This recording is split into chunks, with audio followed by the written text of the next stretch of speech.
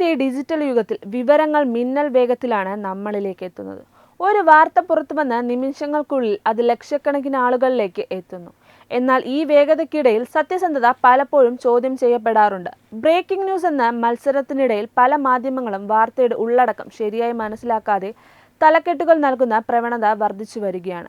ഇതിനൊരു മികച്ച ഉദാഹരണമാണ് നടൻ ടൊവിനോ തോമസിന്റെ സമീപകാല പ്രസ് മീറ്റിനെ ചൊല്ലി ഉണ്ടായ വിവാദവും തുടർന്നുണ്ടായ മാധ്യമങ്ങളുടെ തിരുത്തലും. ഒരു നടൻ തന്റെ വേഷപ്പകർച്ചയെക്കുറിച്ച് പറഞ്ഞ കാര്യങ്ങൾ എങ്ങനെ തെറ്റായി വ്യാഖ്യാനിക്കപ്പെട്ടു എന്നും ഒടുവിൽ തെറ്റ് സംബന്ധിച്ച് മാധ്യമങ്ങൾ ഖേദം പ്രകടിപ്പിച്ചത് എന്ത് സന്ദേശമാണ് നൽകുന്നതെന്നും നമുക്ക് പരിശോധിക്കാം. തന്റെ പുതിയ ചിത്രമായ ബാലൻ എന്ന സിനിമയുടെ പ്രസ് മീറ്റിലാണ് ടൊവിനോ തോമസ് തന്റെ കഥാപാത്രത്തെക്കുറിച്ചും അതിനായി നടത്തിയ ശാരീരിക മാറ്റങ്ങളെക്കുറിച്ചും സംസാരിച്ചത്. ചിത്രത്തിൽ ഒരു പ്രത്യേക ഗെറ്റപ്പിലെത്തുന്നതിനു വേണ്ടി അദ്ദേഹം പ്രോസ്തെറ്റിക് വയർ ഉപയോഗിച്ചിരുന്നു. ഇതിനെക്കുറിച്ച് വിശദീകരിക്കുമ്പോഴാണ് അദ്ദേഹം താൻ ആ സമയത്ത് കടന്നുപോയ ശാരീരിക അവസ്ഥയെക്കുറിച്ച് തുറന്നു പറഞ്ഞത്. ആ വയർ പ്രോസ്തെറ്റിക് ആണ്. ഞാൻ ഫുൾ ഫിറ്റായിരുന്നാൽ അത് സെറ്റാകില്ല.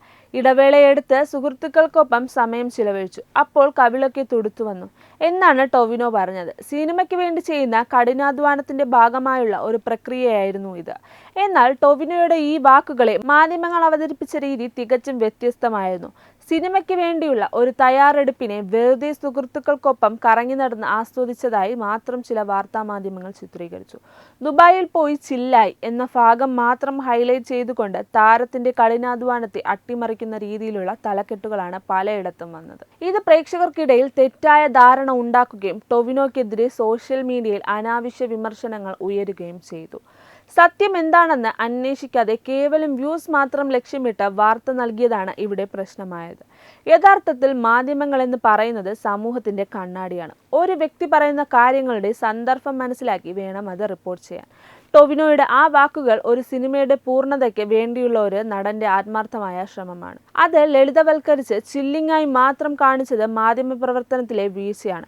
ഏതൊരു മാധ്യമപ്രവർത്തകനും ഒരു വാർത്ത റിപ്പോർട്ട് ചെയ്യുമ്പോൾ അത് ആരെയും ദോഷകരമായി ബാധിക്കുന്നില്ലെന്ന് ഉറപ്പാക്കേണ്ടതുണ്ട്. നിർഭാഗ്യവശാൽ ഇവിടെ നടന്നത് താരത്തിന്റെ കഠിനാധ്വാനത്തെ നിസാരവൽക്കരിക്കുന്ന രീതിയിലുള്ള വ്യാഖ്യാനമായിരുന്നു. എങ്കിലും ഇവിടെ അഭിനന്ദിക്കേണ്ട ഒരു കാര്യമുണ്ട്. തെറ്റ് സംഭവിച്ചു എന്ന് മനസ്സിലാക്കിയ ഉടൻ തന്നെ പ്രസ്തുത മാധ്യമം അത് തിരുത്താൻ തയ്യാറായി. റിപ്പോർട്ട് ചെയ്യുന്നതിൽ ഞങ്ങൾക്ക് പിഴവ് സംഭവിച്ചു. ഇത് ശ്രദ്ധയിൽപ്പെട്ട ഉടൻ തന്നെ വാർത്ത തിരുത്തി പ്രസിദ്ധീകരിച്ചിട്ടുണ്ട്. തെറ്റായ വിധത്തിൽ വാർത്ത നൽകാനിടയായതിൽ നിർവ്യാജ്യം ഖേദം രേഖപ്പെടുത്തുന്നു എന്ന് എഡിറ്റർ കുറിപ്പിലൂടെ അറിയിച്ചു. തെറ്റ് പറ്റുക എന്നത് മനുഷ്യ സഹജമാണ്. എന്നാൽ ആ തെറ്റ് പരസ്യമായി സമ്മതിക്കാനും തിരുത്താനും കാണിച്ച ഈ ധൈര്യം മാധ്യമധർമ്മത്തിന്റെ ഉത്തമ ഉദാഹരണമാണ്.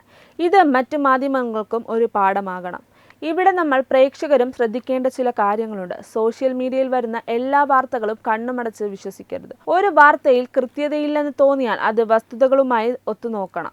വിവരങ്ങൾ അറിയാനുള്ള സ്വാതന്ത്ര്യം നമുക്കുണ്ട്. എന്നാൽ തെറ്റായ വിവരങ്ങൾ പ്രചരിപ്പിക്കാതിരിക്കാനുള്ള ഉത്തരവാദിത്വവും നമുക്കുണ്ട്. വാർത്തകളുടെ അധികാരത പരിശോധിക്കുന്നതിലൂടെ നമുക്ക് നല്ലൊരു ഡിജിറ്റൽ സമൂഹത്തെ കെട്ടിപ്പടുക്കാൻ സാധിക്കും.